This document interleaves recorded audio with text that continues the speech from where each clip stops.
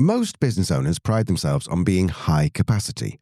You know, that person who handles the operations, the marketing, and the strategy all at once.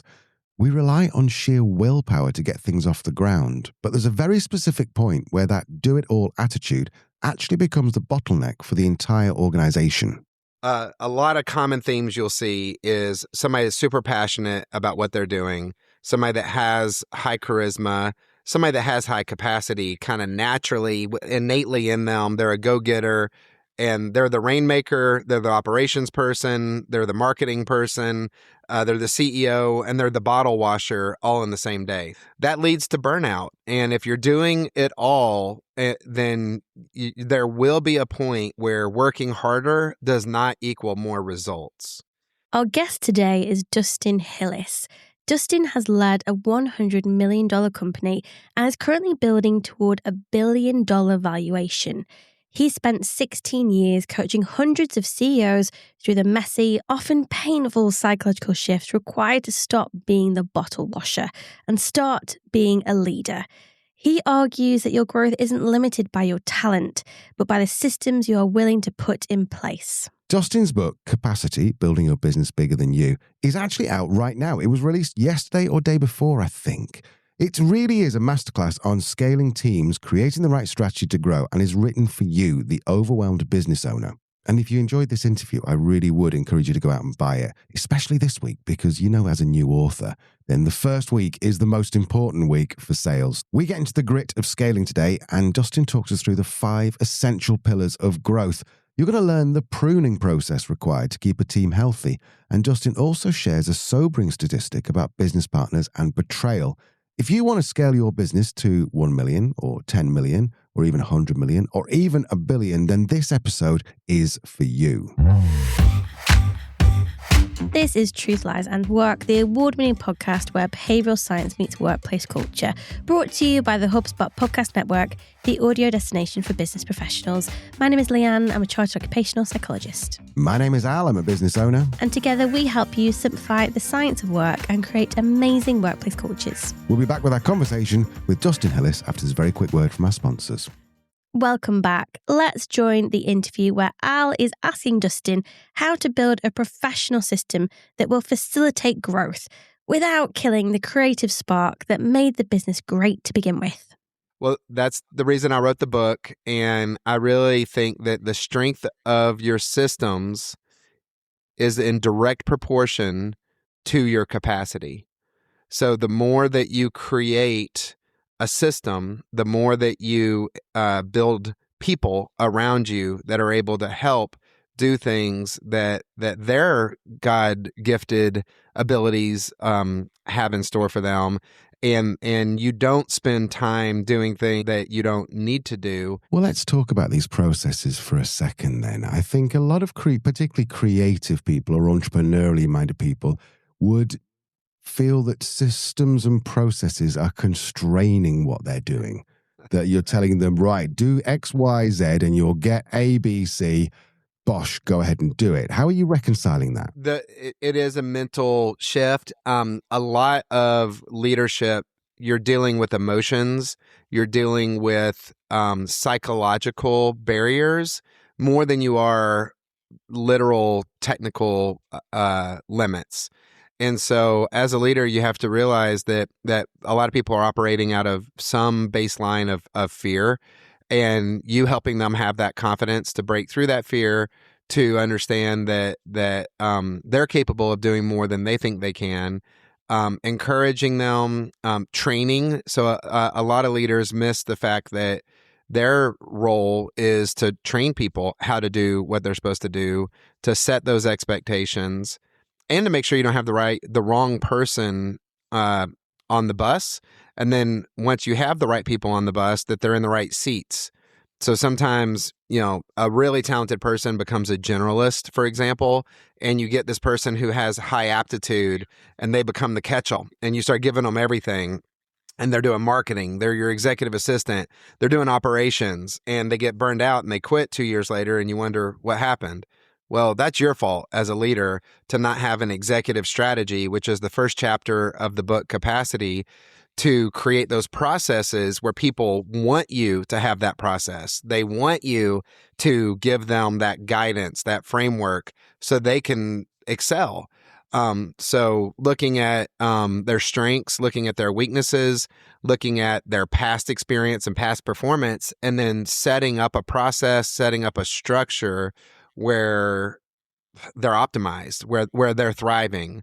And if you got a team full of people that believe in your mission, their skill sets is aligned with what their job is to do every single day, and they feel like they're winning, man, that is a formula for success. It sounds to me, as a very fly by the seat of my pants kind of guy, executive strategy sounds boring.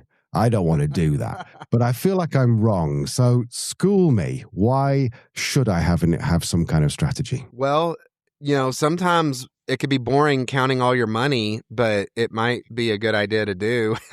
And so, after running a global consulting company for 16 years and personally coaching hundreds of CEOs and owners and executives, I found that you have a couple of different types of entrepreneurs that start companies, that lead companies.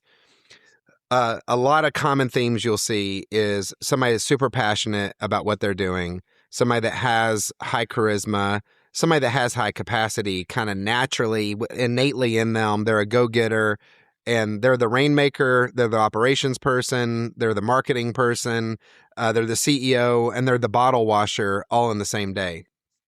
And so that leads to burnout. And if you're doing it all, then there will be a point where working harder does not equal more results. And I do think that you can get a lot of results, though, as a one-man band, a mom and pop shop. You, your family, your wife, your sister, somebody knows how to do a spreadsheet. You're the CFO. Somebody knows how to do social media. You're the marketing director. Somebody just really likes helping you. You're my executive assistant. And there you go. There's your team. And I think you can get to about $10 million in revenue by sheer willpower, sheer mom and pop shop. And there are a lot of examples out there of these mom and pop shops that get to 10 million off of just discipline, work ethic, passion, and persistence. However, what gets you to 10 million will not get you to 100 million. And if you have aspirations to grow to $100 million business, it's virtually impossible to not put an executive strategy together to map out a 5-year plan on how you're going to get to 100 million. Because what got you to 10 million won't get you to 100 million. And the same is true for those individuals that are out there listening to the show who might have a $100 million company. I was CEO of a $100 million company, and it was a much different experience than being president of a $10 million company running a $100 million company. And right now, my aspiration is to go from 100 million to $1 billion. And I'm literally going through a pretty painful process of growth as a leader, putting a new executive strategy together that are doing things I've never done before, and surrounding myself with people that I've never been surrounded by, who have built $1 billion business, that know how to get to $1 billion valuation. And I'm having a lot of fun in that growth process. But I think it's up to the entrepreneur, it's up to the leader, it's up to the owner, CEO, whatever your title is, to be willing to change and to be willing to go through the process of thinking about what you're going to do before you do it. It's much easier to wing it. It's much more fun to shoot from the hip. Discipline's actually like a naughty word. It's a nasty word for most people. Like, who wants discipline? So the question that you want to ask yourself in executive strategy is who? Who is on your team? Who are you? What are your skills as a leader? Do you have a job description for yourself within the company? And am I doing the things that I should be doing, or am I doing a bunch of stuff I shouldn't be doing? And then making sure the people on your team are in alignment with, they are doing the things that they should be doing. Then what's missing? What are the gaps? And what are the people that you need to go out to the market, find them, hire them, empower them? And ultimately, over time, this creates departments.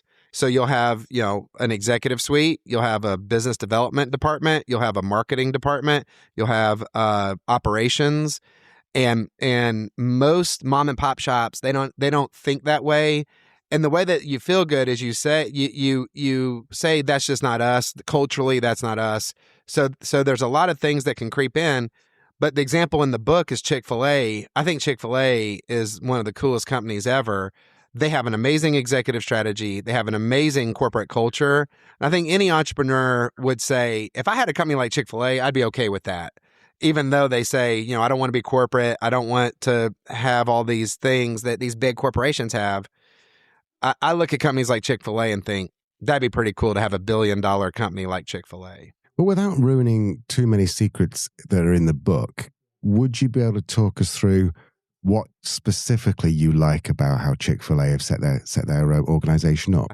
Well, in the book, I tell the story of meeting Dan Cathy and getting to go to breakfast with them and interview them. And it was incredible. So it was a rainy day. I went into Chick-fil-A. The guard met me in the rain and said, "You must be Dustin Hillis." And I was like, "Why, yes, I am." And he said, "Well, Mr. Cathy's so excited to meet you. Go on and park and go through this door. And can I get a high five?" And I was like, "Sure."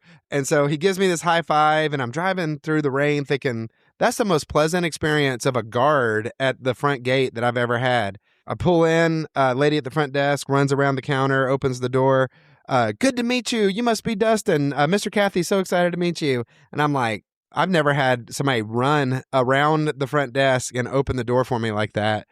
And then it went on, and I won't tell the whole story that's in the book, but basically the gist of it is Dan said, it really comes down to our interview processes. It really comes down to making sure we hire the right people. And we have certain things that we do. And in the book, I give specific examples of, he did it to me when I met him. And he did 2 of their interview processes right there in person. And he said, we take the traditional questions that people ask for interviews and threw that book out the window. And we look for character traits that are displayed during your interview. We see if you have the character to work at Chick-fil-A. And I'll never forget that. And I started adopting some very unique and different interview things. Dave Ramsey is also a mentor of mine, and I've known him for many years and do quarterly mentor calls with him. And he has a similar culture and process that Dan Cathy and Chick-fil-A have when he interviews people. He'll take them and their spouse out to eat, and he actually interviews the spouse. And that was the first time I ever heard of that. So I think learning from people that have cultures in very large companies like the Ramsey organization, getting to meet and break bread with people like Dan Cathy and learning from Chick-fil-A. If you want to be like an avatar of a company, I think you actually have to physically go there as a leader. I recently I flew and then rented a car and then drove to the Apple headquarters, the Google headquarters, and literally walked around as an actual just visitor. And I just wanted to see, how do I feel about this? I didn't really like it, to put it bluntly. It was very not welcome. It was the opposite of Chick-fil-A. And as a tech leader, and we're opening a new office this week here in Nashville, Tennessee, and it's going to be called the Tennessee AI Center of Excellence. And I don't think I'm going to go down the road of the Google Experience Center. And it was too cold. It was too stale. It wasn't personal. It was kind of the opposite of Chick-fil-A when I walked into the Google Experience Center. It was cool. It was clean. It was nice. It just didn't feel personal. And so as we're designing it, I have meetings like this week on designing our Experience Center. I'm going to lean more towards the Dave Ramsey Chick-fil-A experience versus the Google Experience Center. So I think you have to know what you want, and you have to look for other examples that are out there that you can pull snippets from. You don't want to carbon copy anything. You want your own identity. But I think there's elements of it where you can set a culture that you want and maintain those values that are important to you as a leader to build that company culture. Do you think that it is a different culture for someone like Chick-fil-A in catering as opposed to someone who's got a highly driven sales culture? Is it a totally different very kettle of much fish? So I spent 20 years in a very high driven direct sales environment. And, you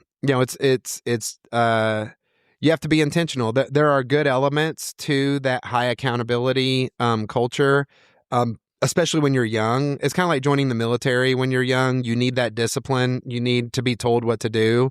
You need that formation. But then at a certain point, you kind of have the basics down, and you need to empower people. You need to equip people, and you need to create a culture. I think Chick-fil-A's is the most caring company in the world, was the mission that they put together. So I think your mission is the most important thing, and the mission statement should drive all the decisions. So the vision is where the company's going. The mission is who you are and what you do. And then the core values are how you make those decisions. And so distilling your core values and not just having them be, arbitrary and something that you just put on the wall and you never talk about, but they're real, that you talk about them every day. When you're interviewing people, you actually look through your core values and go, does this person align to not only our vision and our mission, but do they actually live the core values we have? Because if there's misalignment with your core values, it's not going to work with that team member, no matter how talented they are. So a lot of times people get stuck with somebody's resume and they talk about how smart somebody is or how they went to a certain school. They have all these things on their resume, and it's like, yeah, that's great. They're smart, and yeah, they did some interesting things. But do they match our culture? Do they match our core values? Do they believe in the same things we believe in? Because if you surround yourself with people that believe in what you believe in, man, that's powerful. That becomes fun. That becomes you don't even feel like you're at work. You just feel like you're accomplishing something big together as a group of people who believe in the same things. And that starts with the leader having clarity about their mission, about their vision, about their core values. And that is all part of executive strategy. We'll be back with more from Dustin after this very short break. Welcome back. Let's rejoin the interview with Al and Dustin. So as someone who has led a $10 million company and then currently, or has led a $100 million company, and then in a couple of years' time will have, probably even sooner, will have led $1 billion company. What is it actually like, the differences between running a smaller company, a medium-sized, and potentially a big one? Yeah, this will be fun. So starting a company from scratch is you have to have a bit of a screw loose in your head to be willing to do it. And so it's incredibly hard. The amount of times, even recently, having family members call me saying, statistically, the odds of your success are like 1 out of 5,000 or whatever. I'm like, thank you for sharing the stats with me of how unlikely it is that we're going to be successful. And so you just have to be willing to go through the gauntlet to start something from scratch, where it's a blank piece of paper and you are literally, like on a whiteboard, you are writing down your ideas for, here's the concept, here's the name of the company, here's what the product's going to be, here's the pricing, how am I going to get the money, here's some ideas of how I'm going to get the money to pay for all this. If you're at that level of entrepreneurship, I have a 14-year-old daughter, and I've watched my daughter be born. So I cannot say that I'm a woman who has gone through childbirth, but watching my wife give childbirth, and the agonizing experience of the whole thing, that's the only thing I could say. Maybe it feels like that on a daily basis, where it's like having a baby daily. And not just the pain of the childbirth, it's more the taking care of the baby, like in that first couple of weeks where they're so dependent on you that you can't do anything else. I remember taking several weeks off of work and just being like, you have to look at that baby 24 hours a day to make sure it doesn't fall, to make sure its head doesn't, move to the side. Like you're literally holding its head, you're holding the baby, It consumes you 24 hours a day. You don't sleep. That's how it feels starting a business from scratch. So then you evolve to, say, $1 million business. And there is a point where the first business I started, I remember somebody telling me, hey, if you can get to the point where you do $1 million a year in revenue, you're above 90% of the companies that are out there. You know, when you're driving down the road, most businesses never get to $1 million in revenue. And then he said, if you did it in your first year, you're light years ahead of where most people, you know, it takes years and years and years for most businesses to get to $1 million. So we set the goal, that helped drive the goal to saying, all right, we're going to do $1 million in our first year. And we did. And I remember like breathing after looking at that financial review going, we actually have money.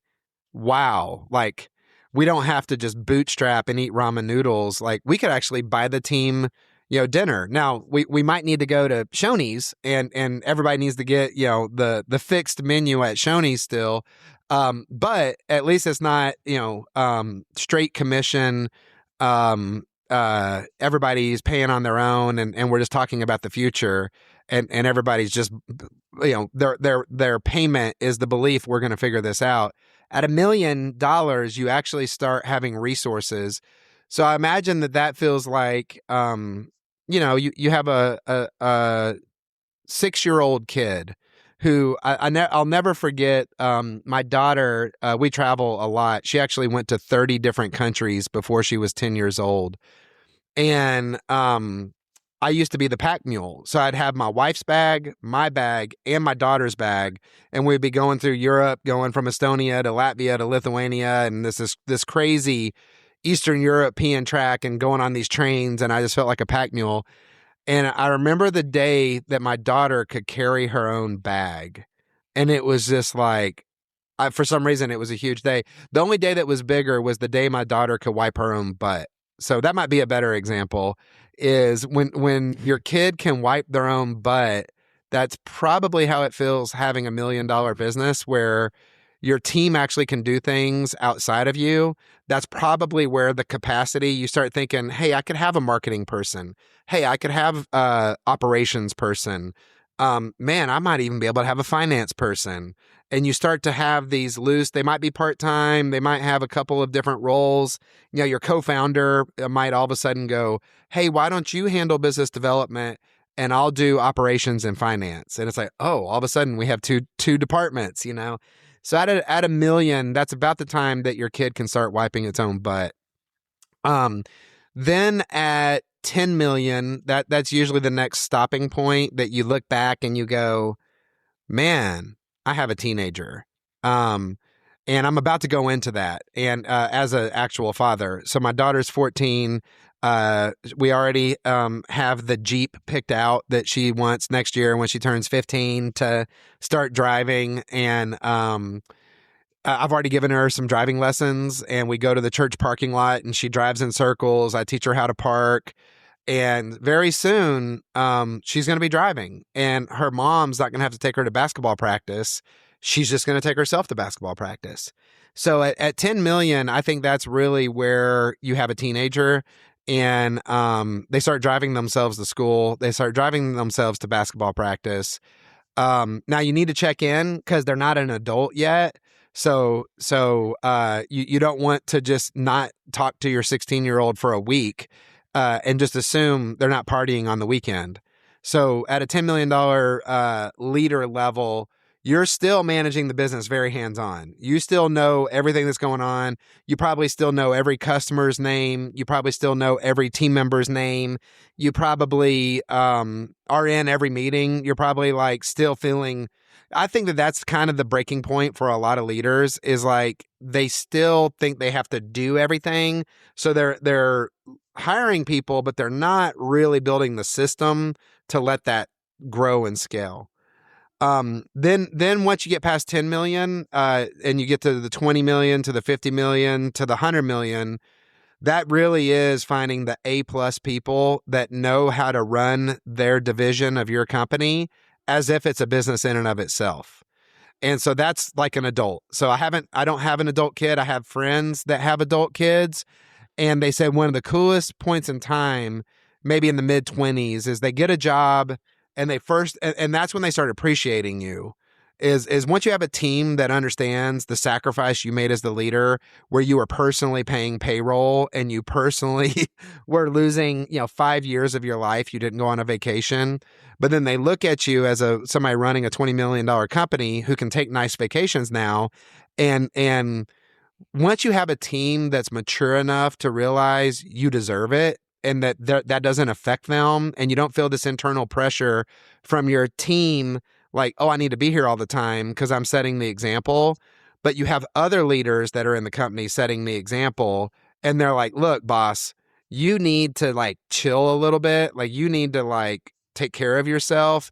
You've already put in the 10 years that got us to this $20 million, $50 million business. Let me take this and run with it. And like, I'm here. Let's set our goals together. Let's set our budget together.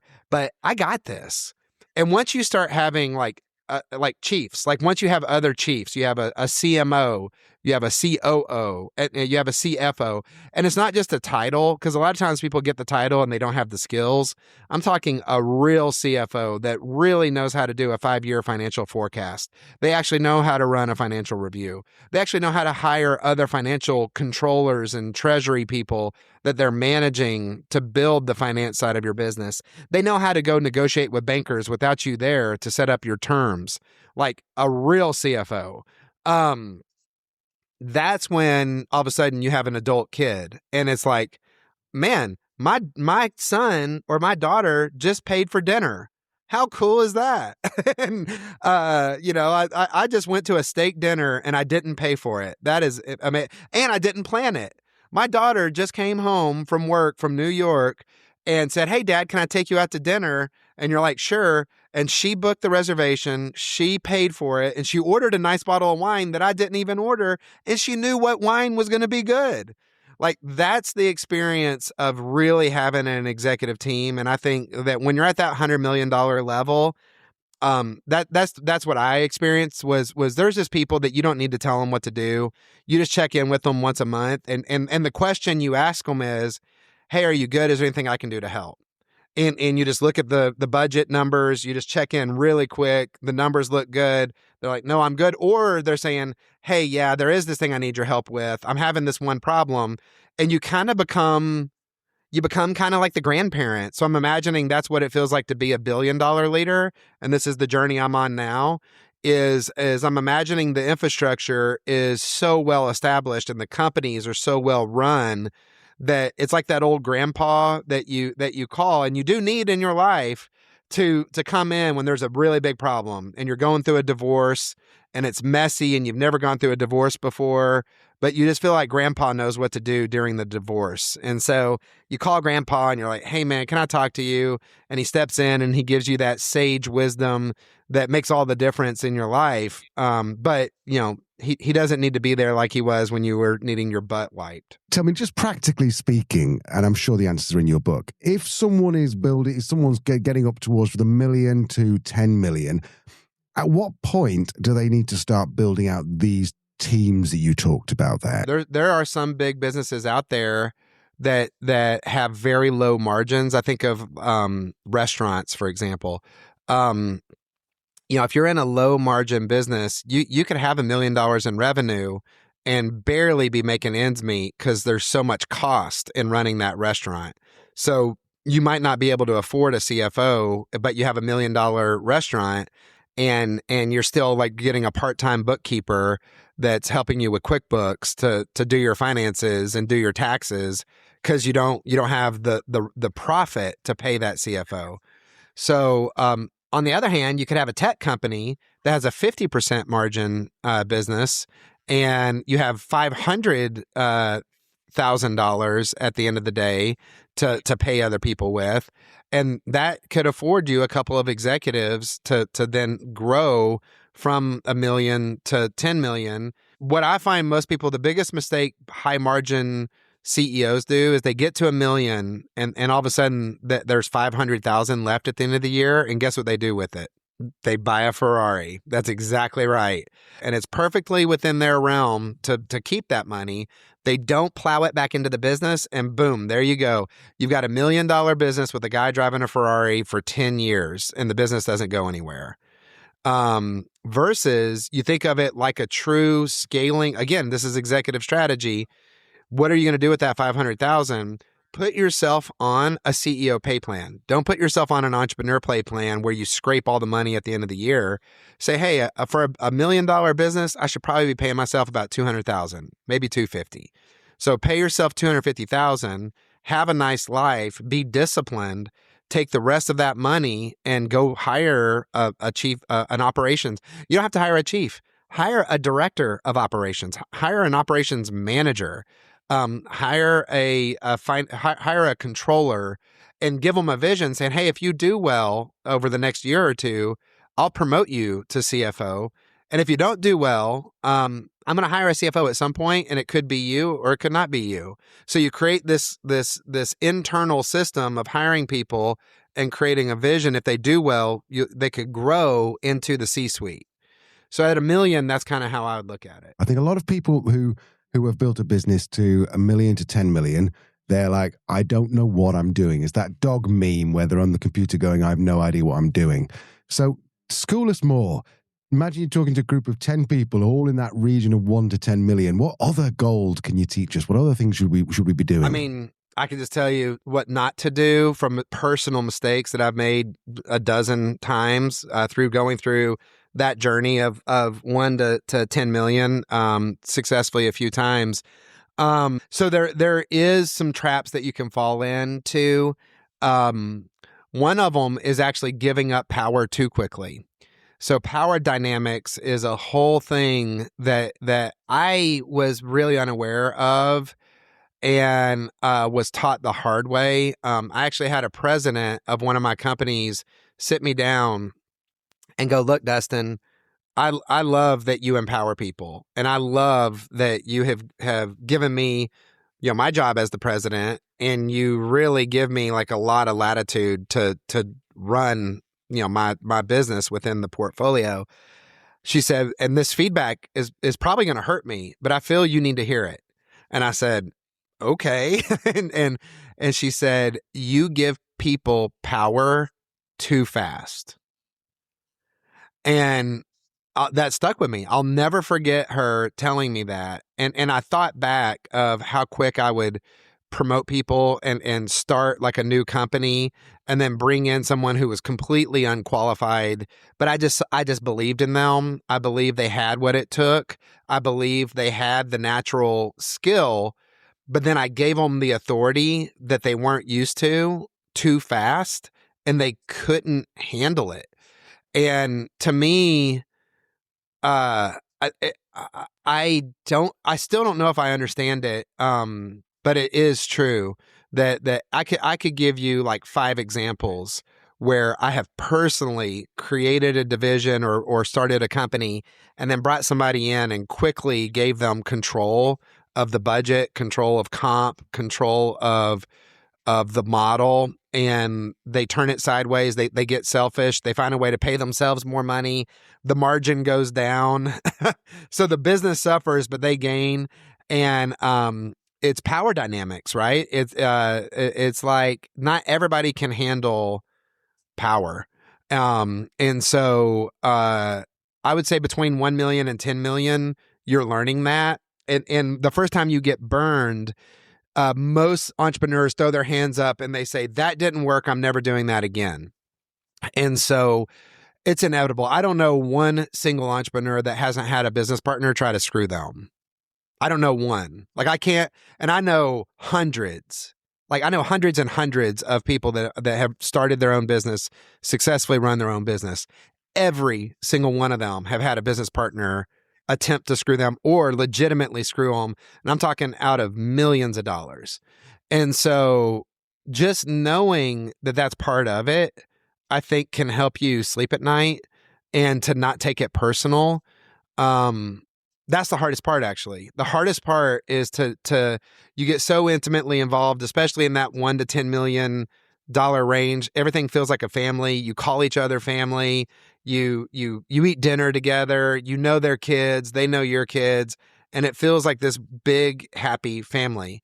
And then when money starts getting involved, I've seen it happen. I've seen family members die, and then the people that were the kids, literally, they don't talk to each other anymore. And I have one specific example. It was over $30,000. So somebody died. There was a house that had $30,000 of equity, and a brother and a sister, still to today, they don't talk to each other over the $30,000, the way the house was settled in the estate. And there is this insane thing that happens when money and power. And I think that struggle is very similar to most businesses at the $1 million to $10 million range. People are like jockeying, people are positioning. It's a bunch of people that aren't that seasoned. They haven't ever like run $100 million business. So they don't know who's who in the zoo, and they don't know what is normal and what it feels like to just be comfortable within a role and to be comfortable within a responsibility and to treat a department as its own company. So they try to take over the whole company. And then the person in their way is the CEO and the leader. And they're the ones closest to you. So they see all your flaws. So it's easy for them to point out what's wrong with you. And that's real painful when you have a team member sit down and tell you all the things that's wrong with you. And you just have to rise above that and realize you don't have to say it to their face, but in the back of your head, you have to be like, you wouldn't be here if it wasn't for me, but I'm not going to say that to you. I'm just going to listen to you and let you feel heard.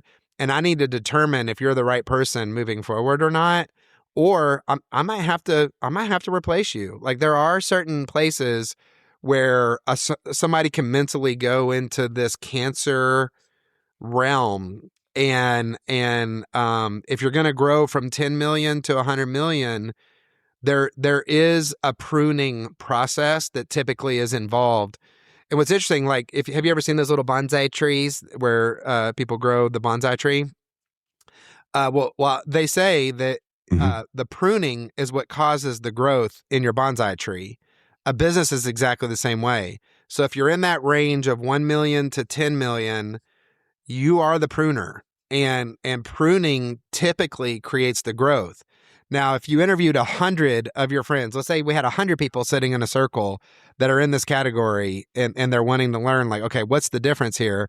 And I said, what's the number one thing that you hate about being a business owner?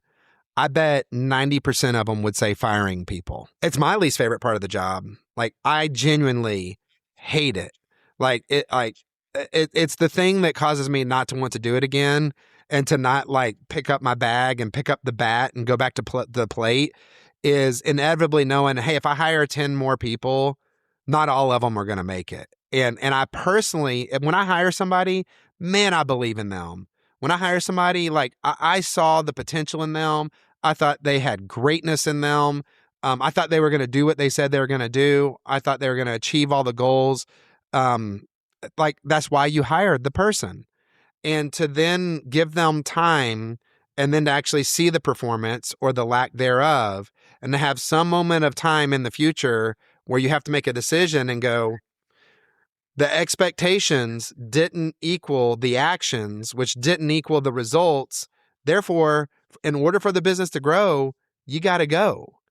And that is the hardest part of business. That's what most people aren't willing to do. So they keep the dead weight around. They keep the negative people around. They keep the dead limbs on the tree, and the dead limbs stymie the growth of the healthy limbs. And a team will always grow to the limit of the lowest common denominator. So you as the leader of whatever you allow to be acceptable within your culture, everybody else will look at that as the bar and say, well, at least I'm not as bad as this asshole.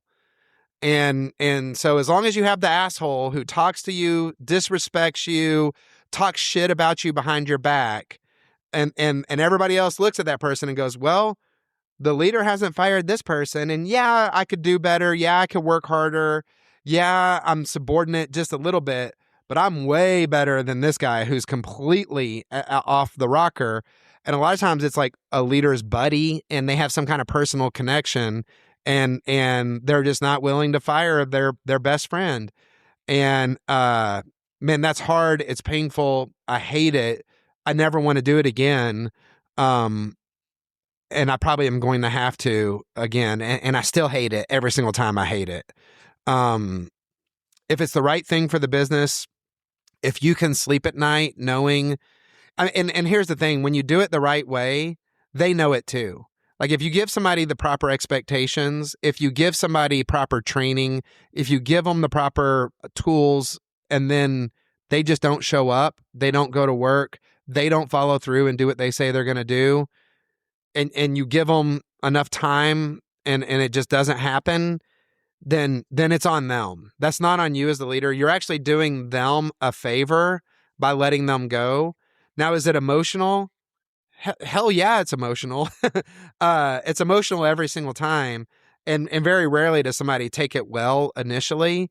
But once they get past that like initial separation, they look back and they find something that actually they are willing to work harder at. They find something that they actually thrive in.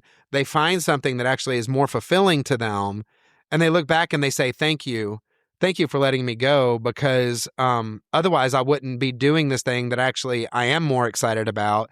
And really, I was sticking around because of you. I'm loyal to you and I love you. So that's why I never quit, is because I'm your friend.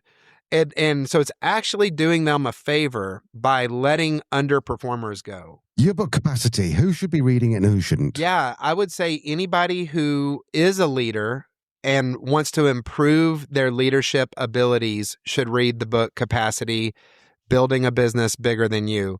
So a business could be your household, and you're building, the capacity of what you can do. You could be a church leader, building the capacity of a church. You could be an organizational leader within your community, and you want to build the organization that you're leading within your community. And then obviously entrepreneurs who are running actual, for-profit businesses of any size, of any scale.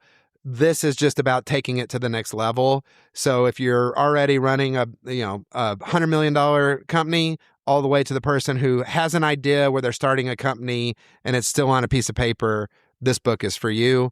It's out on Amazon. You can go to dustinhillis.com and order the book there. You could go to Barnes & Noble, just walk in and it's sitting there on the shelf.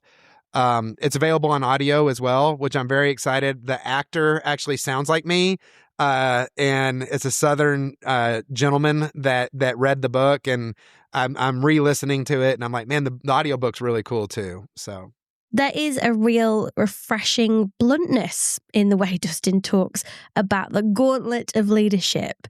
It is easy to get obsessed with revenue numbers, but the human stuff, the power struggles and the emotional weight of letting people go is usually what decides if a business actually makes it. Yeah, and for those of you listening who are currently building towards that 10 million mark, Dustin's message isn't that you're doing it wrong, it's that you're likely reaching the limit of what sheer determination can achieve. To help you prepare for that next level, here are 3 big takeaways from today. 1, check your job description. High-capacity founders often end up as the catch-all for everything from marketing to HR. And this is a fast track to burnout. So you need a strategy that defines your specific role so you can actually empower your team to own theirs. Number 2 is the pruning paradox. It sounds tough, but a team only grows as fast as its weakest link. If you keep people who don't perform or don't fit your values, you are basically stunting the growth of your best people. And 3, hire for reason, not just resume. A talented person who doesn't believe in your mission will never help you build an unstoppable team.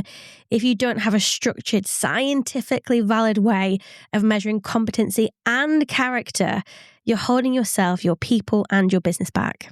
And I'll be honest, I'm a kind of a fly by the seat of my pants sort of person. And I always thought executive strategy sounded a little bit boring. But my big takeaway today is that these systems aren't there to stifle us. They're there to give us our lives back. It's about moving from being the person who does everything to becoming a leader who empowers others to use their own unique gifts. Dustin's book, Capacity, Building Your Business Bigger Than You, is a really deep dive into how to actually build these systems. So if you have enjoyed today's episode, you should definitely check it out. It is available on Amazon, all major bookstores, and on his website, dustinhillis.com. The book is out as of today. I think it came out yesterday, actually. So definitely go and check that out. This is Truth, Lies and Work. We'll see you next week.